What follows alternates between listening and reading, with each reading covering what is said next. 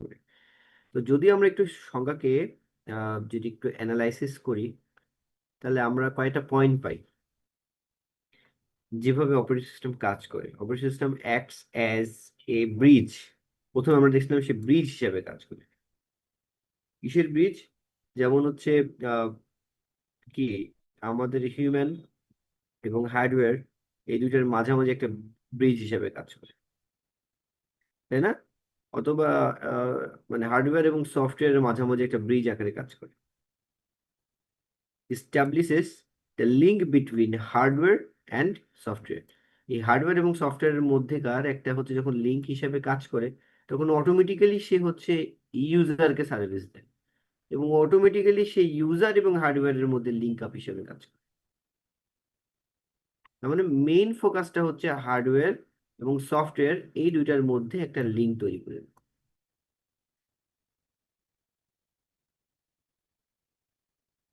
এটা হলো মেইন উদ্দেশ্য। তাহলে তার মানে সফটওয়্যার বলতে বোঝাচ্ছে যে অ্যাপ্লিকেশন সফটওয়্যার, আবার হতে পারে সিস্টেম সফটওয়্যার। আমরা আগের দিন দেখছি যে অ্যাপ্লিকেশন সফটওয়্যার কোনগুলা এবং সিস্টেম সফটওয়্যার কোনগুলা। এরপর কি বলতেছে, কোঅর্ডিনেটর হিসেবে কাজ করে। কোঅর্ডিনেটর হিসেবে কাজ করে এবং কি কি পারফর্ম করে, যে coordinates the all the activities among the hardware devices. তার মানে এই হার্ডওয়্যার ডিভাইসেস এর মধ্যে যে অ্যাক্টিভিটি গুলো আছে সেগুলোর কোঅর্ডিনেটর হিসেবে কাজ করে। যেমন ক্লাসের সিআর, যেমন আপনাদের মধ্যে আমি একটা প্রজেক্ট প্রেজেন্টেশন দিলাম, ক্লাসের সিআর কে বললাম যে যে গ্রুপটা কাজ আগে করছে তারা আগে যেন পারফর্ম করে, সেই কাজটা আগে যেন প্রেজেন্ট করে। তো সিআর কি করলো, যারা কাজ আগে করছে তাদেরকে ফাইন্ড আউট করলো, করে করে তাদেরকে ওই প্রেজেন্টেশনের রুমে পাঠালো। প্রেজেন্টেশন রুমে আমি আছি। তো এই যে যে কোঅর্ডিনেট করতেছে, এই কোঅর্ডিনেশনটাই হচ্ছে অপারেটিং সিস্টেম করে। কোন হার্ডওয়্যারের কাছে কোন জিনিস যাবে, কিভাবে প্রসেস হবে, কিভাবে মানে কোন সময় যাবে, তারপরে একটার পরে আরেকটা কখন যাবে, কোন সময় যাবে, ঠিক আছে, কত সময় ওয়েট করবে, এই সকল কিছুকে কোঅর্ডিনেশন করা হচ্ছে অপারেটিং সিস্টেমের কাজ। এরপরে আছে অ্যাবস্ট্রাক্টর। অ্যাবস্ট্রাক্টের, যদি আমি অ্যাবস্ট্রাক্টকে শব্দটাকে যদি একটু ভাঙাই, তাহলে মানে হচ্ছে সামারি করা। এবং আপনারা operating system object oriented programming এ পড়ছেন যে অ্যাবস্ট্রাকশন মানে হচ্ছে হাইড করা,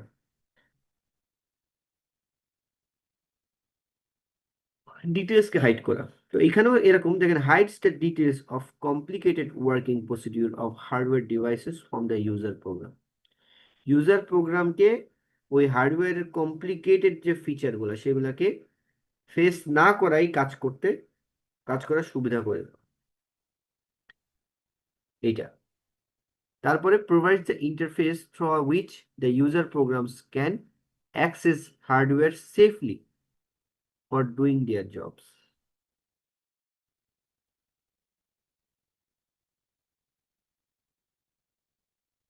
আচ্ছা, আপনি একটু লাইনে থাকেন।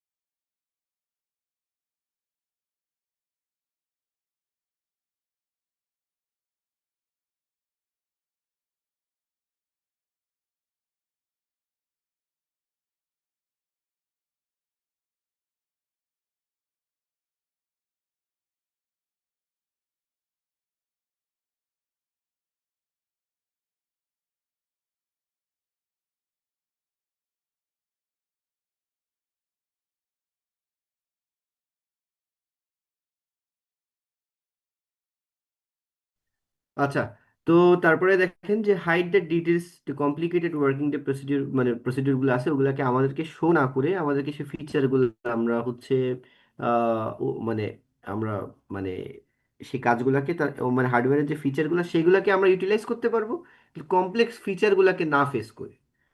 কোথায় সার্কিট আছে, কোথায় সার্কিটকে কিভাবে কোলাবোরেট করতেছে, কার সাথে কে কানেক্টেড, এত ডিটেলস দরকার নেই। আমরা আমাদের মতো করে হার্ডওয়্যার আছে, এই হার্ডওয়্যারটা এই ফাংশন আছে, এইভাবে কাজ করতে করবে। Provides the interface through which user program can access hardware safely for doing their jobs। একটা ইন্টারফেস তৈরি করে দেয়, যে আমাদের সামনে যে ইন্টারফেসটা আছে, যে নিচে হচ্ছে কত সুন্দরভাবে পিডিএফ গুলা, তারপরে যে ব্রাউজার গুলা রয়েছে, ঠিক আছে, এই সবগুলো কিন্তু অ্যাপ্লিকেশন সফটওয়্যার, জুম, তারপরে যে নিচে দেখতে পাচ্ছেন আমার এই যে ব্রাউজার, তারপরে যে আরেকটা ব্রাউজার, তারপরে যে ফোল্ডার ইয়েটা রয়েছে, তারপরে যে পিডিএফ এর যেটা ওপেন হয়েছে, তারপরে নিচে যে মাইক, ওয়াইফাই, সব কিছুই আমার।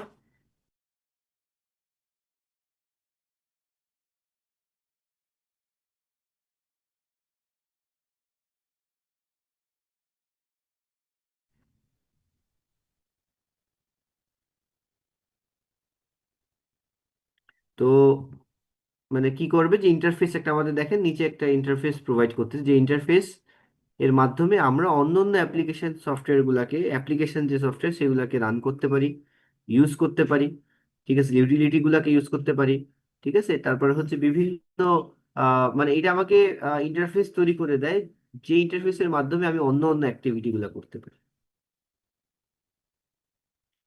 তারপর আসেন হচ্ছে কন্ট্রোলার। কন্ট্রোলারটা কি?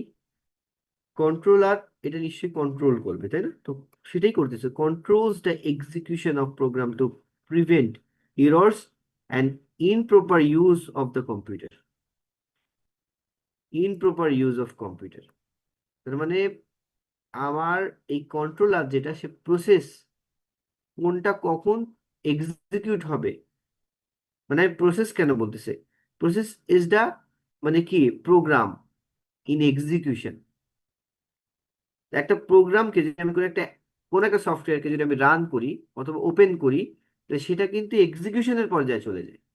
তো কোন সফটওয়্যার কখন এক্সিকিউট হবে সেটা কন্ট্রোল করে হচ্ছে আমাদের কন্ট্রোলার, এবং কোন রকম ইরর যাতে না ঘটে, এবং ইমপ্রপার যাতে হচ্ছে ইউজ না হয় সেটার ব্যবস্থা করে। মোট কথা একটা মাতব্বর, ঠিক আছে, যে সব জায়গায় মাতব্বরি করবে, এবং জিনিসগুলাকে সব যেন হচ্ছে ঠিক মতো কাজ করে। একজন লিডার, একজন লিডারও বলতে পারে, যে সব কাজ ঠিক মতো হচ্ছে কি হচ্ছে না সব ব্যাপারে খেয়াল রাখা, দায়িত্ব পালন করা, এটাই হচ্ছে এর মেইন কাজ, যে সব কিছুর সাথে কোঅর্ডিনেট করা। এরপর আসেন রিসোর্স অ্যালোকেটর। রিসোর্স অ্যালোকেটর মানে কি, যে ম্যানেজেস অল দ্য রিসোর্সেস। কোন রিসোর্স গুলোর কথা বলতেছে, যেগুলো সফটওয়্যার হার্ডওয়্যার সব। হার্ডওয়্যারকে আমি হার্ডওয়্যার রিসোর্স বলতে পারি, যেমন হার্ডওয়্যার রিসোর্সের মধ্যে আছে আমার র্যাম, আমার রোম, আমার হচ্ছে হার্ড ডিস্ক, ঠিক আছে, এই সব কিছু হচ্ছে আমার হার্ডওয়্যার রিসোর্স। প্রসেসর। আর সফটওয়্যারের মধ্যে আছে যেগুলো অ্যাপ্লিকেশন, যেগুলো প্রোগ্রামগুলো, যেগুলো আমি ওপেন করতে চাই, সেগুলো, তো সেগুলো হচ্ছে আমার সব রিসোর্সের মধ্যে পড়ে। তো এই রিসোর্সগুলোকে ম্যানেজ করা, কোন হার্ডওয়্যার কোন রিসোর্সটাকে, কোন সফটওয়্যারকে এক্সিকিউট করবে, অথবা কার মধ্যে কোনটা থাকবে, কোনটার পরে কোনটা থাকবে, কার পরে কি এক্সিকিউট হবে, এইসব কিছুকে সে কি করবে, তাদের জন্য অ্যালোকেশন করে দেওয়া, যে না এইটার পরে এইটা, স্লট স্লট তৈরি করে দেওয়া। Decides between conflicting requests for efficient and fair resources, fair resource use। তার মানে কনফ্লিক্ট গুলা যদি অ্যারাইজ হয় সেক্ষেত্রে ওইটাকে সমাধান করা। এট এ টাইম দুইটাই রিকোয়েস্ট পাঠাইলো, কাকে আমি আগে আগে দিব? দুইটা প্রসেসে আমাকে রিকোয়েস্ট পাঠালো এক্সিকিউশনের জন্য, আমি কাকে এক্সিকিউশন দিব? বেসড অন প্রায়োরিটি, ঠিক আছে, based on priority operating system okay execute করতে পারে, অথবা রিসোর্স অ্যালোকেট করে দিতে পারে, তখন প্রায়োরিটির দিকে ফোকাস দিবে। তো এই জিনিসগুলা হচ্ছে অপারেটিং সিস্টেম করে থাকে। তো অপারেটিং সিস্টেমের যদি অ্যাক্টস গুলা যদি আমরা চাই, অথবা অপারেটিং সিস্টেম সম্পর্কে আমরা জানতে চাই, শুধু অপারেটিং সিস্টেম যা মানে যে জিনিস অপারেটিং সিস্টেম বলতে আমরা যেটাকে বুঝতেছি, কিন্তু সেটা না বলে যদি আমরা এই সকল কথাগুলাকে যদি উল্লেখ করি, তাহলে অপারেটিং সিস্টেমের ফিচারকে কিন্তু আরো সুন্দরভাবে ডিসক্রাইব করা যায়। তাহলে আমরা এখান থেকে বুঝলাম সে ব্রিজ আকারে কাজ করে, কোঅর্ডিনেটর আকারে কাজ করে, অ্যাবস্ট্রাক্টর হিসেবে কাজ করে, কন্ট্রোলার হিসেবে কাজ করে, এবং রিসোর্স অ্যালোকেটর হিসেবে কাজ করে।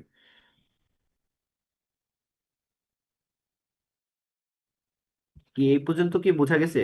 কারো কোনো বুঝতে প্রবলেম আছে?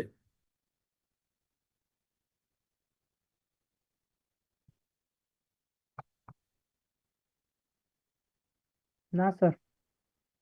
আচ্ছা, তাহলে এইগুলো ছিল যেভাবে কাজ করে। এখন এখানে মেইন টাস্ক গুলাকে, মেইন 7টা কাজ আছে।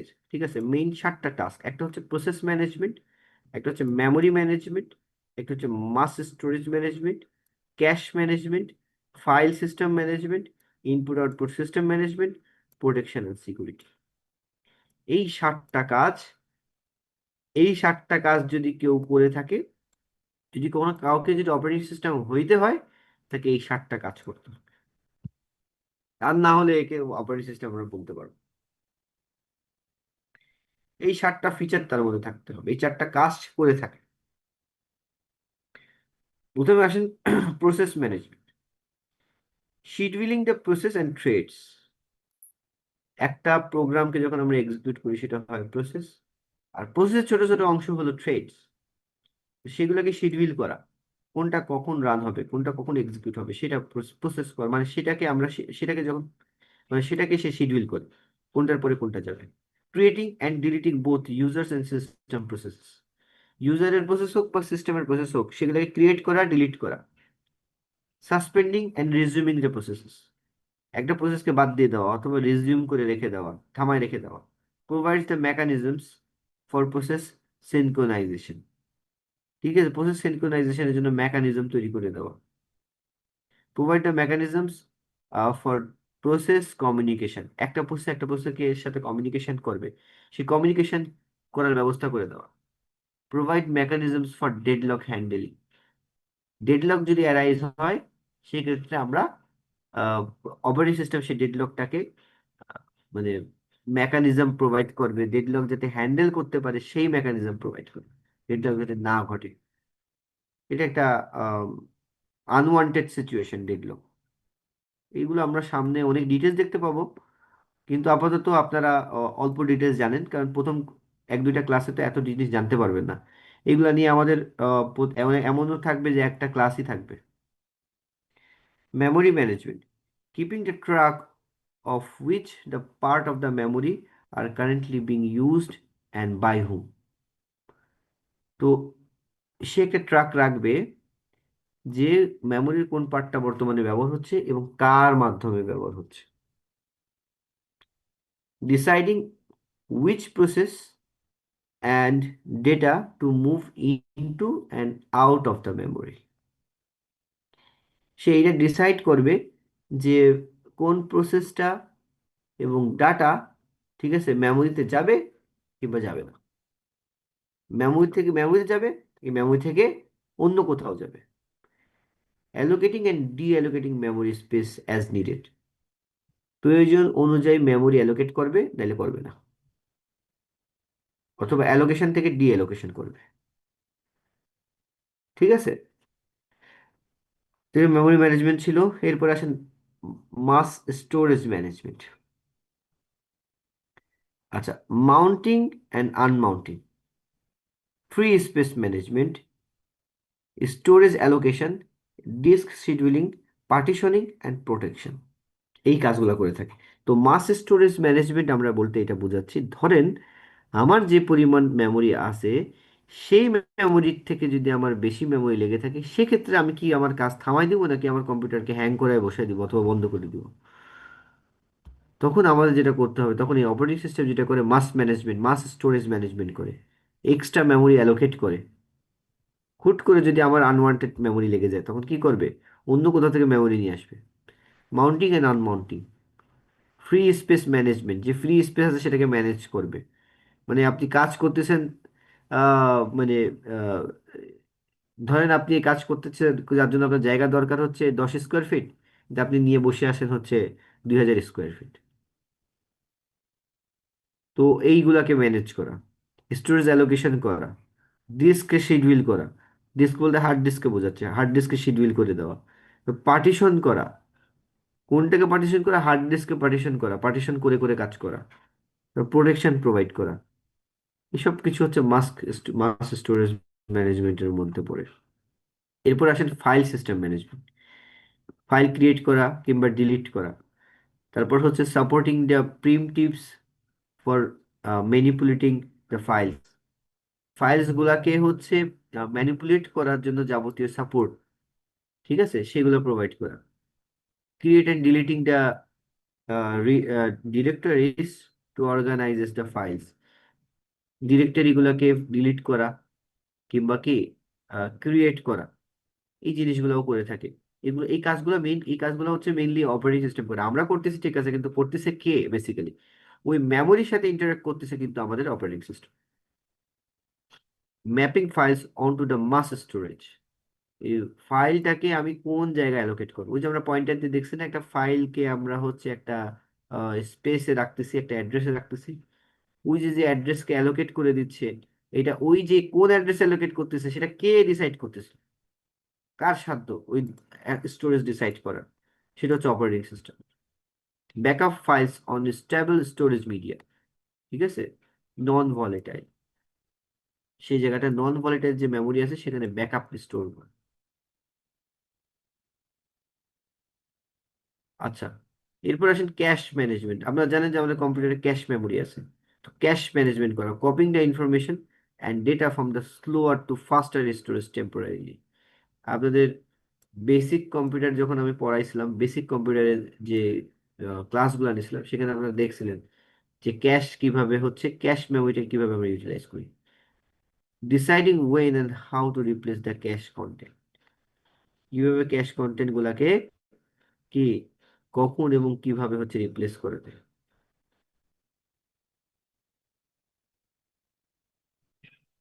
কোন ডেটাগুলোকে মেমোরি থেকে, র্যাম থেকে ক্যাশে নিয়ে আসবে, এটা ডিসাইড করা মূলত এর কাজ। এবার ইনপুট আউটপুট সিস্টেম ম্যানেজমেন্ট, ঠিক আছে, এই যে হ্যান্ডলিং বাফারিং, ক্যাশিং, স্পুলিং, ঠিক আছে, এই সবগুলাই সিস্টেম, মানে আমাদের অপারেটিং সিস্টেমের কাজ। তারপর হচ্ছে providing the device driver interface, managing the drivers for specific hardware devices. আর প্রোটেকশন অ্যান্ড সিকিউরিটির মধ্যে কি আছে? প্রোটেকশন অ্যান্ড সিকিউরিটির মধ্যে আছে যে controlling the access to the resources in the multi programme computer system with several users. ধরেন মাল্টি প্রোগ্রাম কম্পিউটার সিস্টেম যেগুলো, সেগুলোতে একাধিক যখন আমি ইউজারকে অ্যাক্সেস দিব, তখন কিভাবে অ্যাক্সেস দিতে পারি, ঠিক আছে, এবং আমি যাদের যাদের অ্যাক্সেস দিতে চাই তারা ব্যতীত অন্য কেউ যাতে অ্যাক্সেস না পায়। Controlling the access to the resources in network and the internet, ইন্টারনেটে আমি আমার অ্যাক্সেসটাকে দিয়ে দিলাম কম্পিউটারে, কিন্তু সিকিউরিটিতে ইনশিওর করতে হবে না এটা যে কেউ আমার কম্পিউটারে অ্যাক্সেস করে আমার ইনফরমেশন ডেটাগুলো অথবা আমার দরকারি ডেটাগুলোকে নিয়ে নিবে। সো আনওয়ান্টেড অ্যাক্সেস থেকে যাতে হচ্ছে আমাদেরকে রক্ষা করতে পারে, সেটার জন্য একটা আউটসাইডে একটা লেয়ার তৈরি করে রাখে, যাতে কিনা আউটসাইডার কেউ যেন না এসে ডিরেক্টলি অ্যাক্সেস করতে পারে। Defending a system from the internal and external attacks, ঠিক আছে। তো এইগুলো প্রোটেকশন, এগুলো হচ্ছে বিভিন্ন সিকিউরিটি রিলেটেড বিষয়। তাহলে আমরা এটাও বুঝতে পারলাম যে আমাদের প্রোটেকশন এবং সিকিউরিটি রিলেটেড বিষয়ে আমাদের সর্বপ্রথম যে জিনিসটা আমাদেরকে ইনশিওর করে, যে সফটওয়্যারটা আমাদেরকে ইনশিওর করে, সেটা হলো আমাদের অপারেটিং সিস্টেম।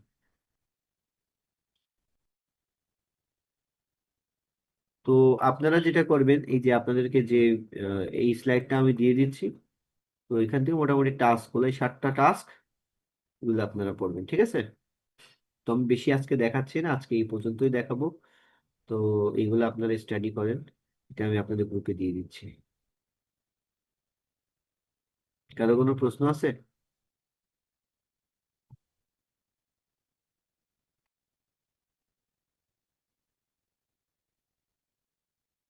আর যদি কোনো প্রশ্ন না থাকে, স্যার কঠিন সেক্ষেত্রে লাগতেছে এরপরে। জিনিসগুলো,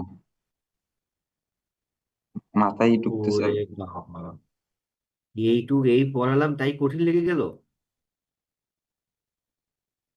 হয়তো স্যার আস্তে আস্তে সহজ হয়ে যাবে। হ্যাঁ, এবার ঠিক আছে, এই তো, ঠিক আছে।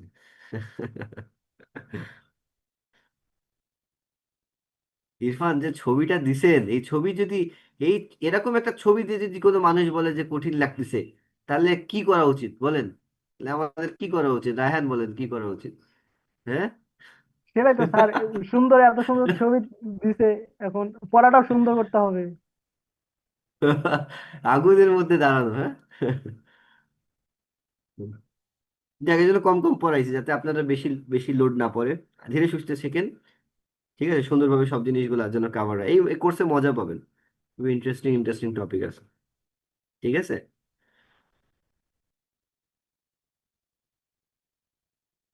জি স্যার, আসসালামু আলাইকুম। ঠিক আছে, স্যার ওয়ালাইকুম আসসালাম। অ্যাটেন্ডেন্স হ্যাঁ, অ্যাটেন্ডেন্স অ্যাটেন্ডেন্স, আছে? এই আগে থেকে জানেন, অ্যাটেন্ডেন্সটা নিয়ে নিক। আর এই স্ক্রিনশট অ্যাটেন্ডেন্স গুলো নিন। স্যার। হ্যাঁ, অ্যাটেন্ডেন্সটা নিয়ে নিক ইরফান।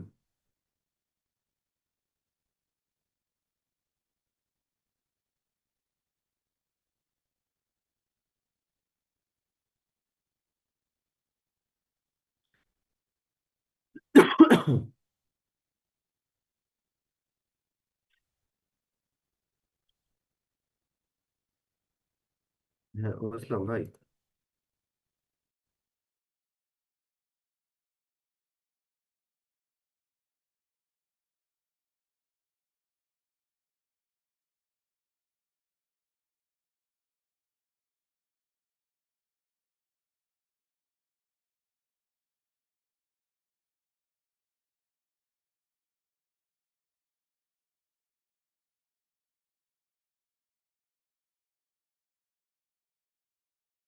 অ্যাটেন্ডেন্স নেওয়া হয়েছে ইরফান? জি স্যার, নেওয়া হয়েছে। আসলে